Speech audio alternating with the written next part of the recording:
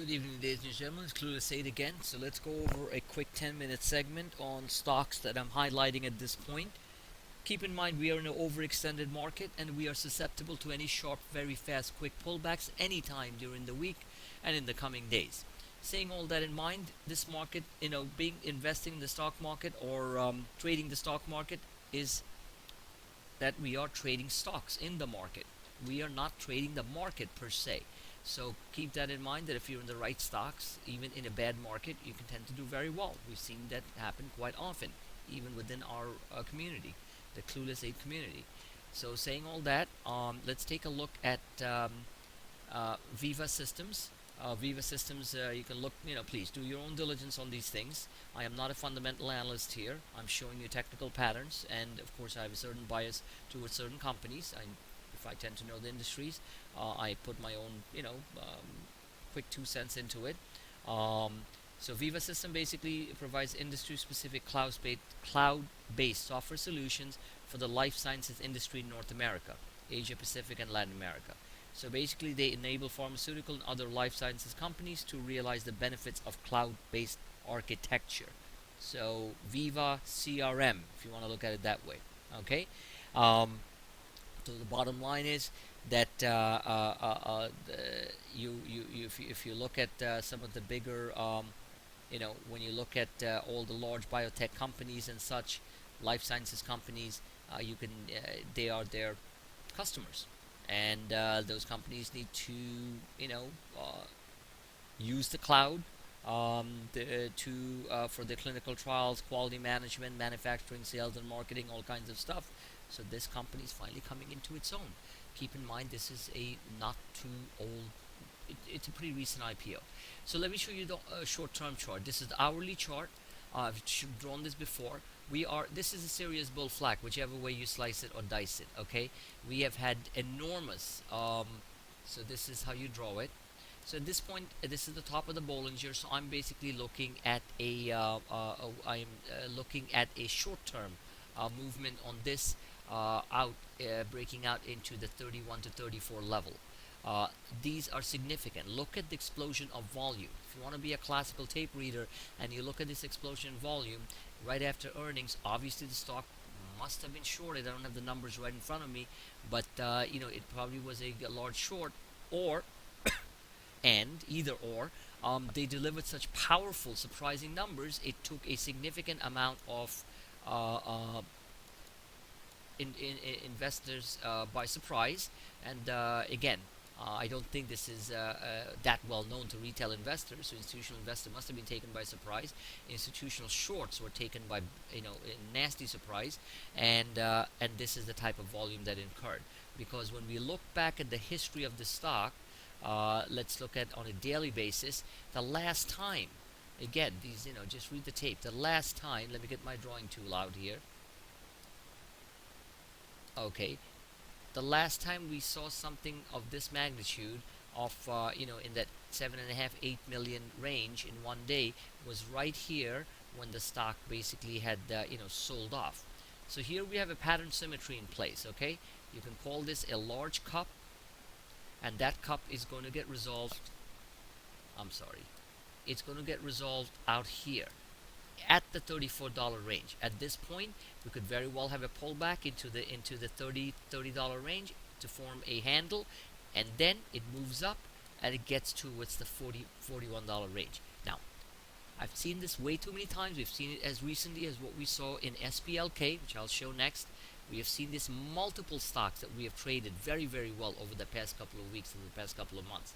Now, these generally seem to occur on smaller cap and mid cap stocks. Okay, I'm not looking at a very large cap stocks to do this type of pattern.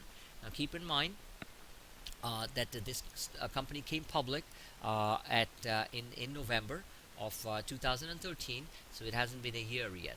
Okay, we had so this is a long base, if you want to look at it that way, starting all the way from March, and we are retracing back this big move. All right, and I think that's where it eventually lands up, around the $40 mark. And if it crosses over that, it's going to pull a GoPro type of thing where it's going to take out a new high. It's going to head back towards 52. Funny how the numbers match, right? 52. I call Twitter at 52. GoPro breaking out over 50, all that happened. So let's get these lines out here and let's take a clean, sharp look. This is stock to keep in mind. This is a significant move, um, escape velocity, whatever you want to call it. And if you want to look at this pattern, then you know we broke out here, and at this level we are looking at eventually landing up here. But on a shorter term basis, I see the stock getting towards the 33 level. So keep that in mind. It's still a pretty nice return, running from 30 to 34 on the calls, and also on the common. Let me take a quick look at one second. Let me take a quick look at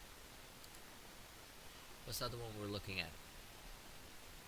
Okay, let's take a look at Feye. Okay, this is one of my stocks that I've traded extremely well from a while. So let's take a look at Feye and let's get all these lines out so we can get a clean view. So there we go. All right. So again, looking at FireEye, FireEye is definitely in a very hot sector now. Whether or not the company can really accelerate and show some real firepower in their balance sheets and the income statements, that remains to be seen. But at least from being a so-called hot stock in a hot sector, which is internet security, firewall intrusion, stuff like that. All this hacking that's going on. As recently as now that the Russian hackers have hacked into JP Morgan and other banks, this is definitely a stock in play. So saying all that, what do I see in a pattern symmetry? Let's look at it in a very simplistic form here, okay? So we have this movement, this, and this movement should carry it up towards the $44 range, which would be a huge return on money if you play the calls right, and the individual stock. So on a shorter term basis, this is a daily chart. Even kissing the 50-day at this point is $34. Okay, so we got about another 10% left on the stock. Let's take a quick look at a hourly chart on an hourly. So this is what we see. Let me get these lines out of here. Just draw this line very simply.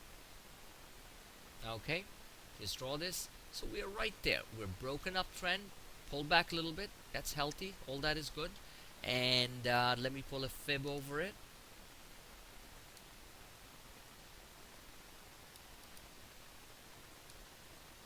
Let me pull a fib over it. Okay. And if you pull a fib over it and then I get my drawing tool out, you're going to see that there is a nice fat gap here. And that's around the 34 level. So most probably it fills the gap. What's the 50? The 50 retracement is also around 34. Then we have a little minor peak here where there was a failure, a rebound failure, whatever you want to call it. It's $35. And then you have the 62 retracement, which is at 36. So this stock, honestly speaking, can literally move from here. This is the pattern symmetry. Move from here and go to this level. If it breaks around over 36, keep in mind, you're going to go, this is what I call my favorite term, the bear kill zone right here. Bear, I can't even write with this thing. Bear kill, okay, forget it. It's a bad attempt. It's going to go straight to 42.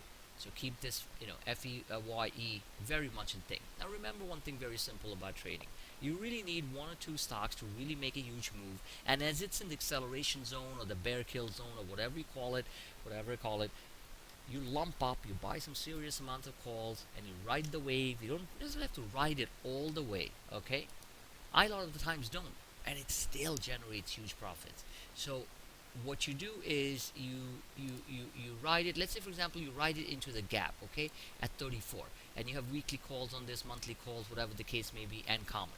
So this looks like a really nice pattern.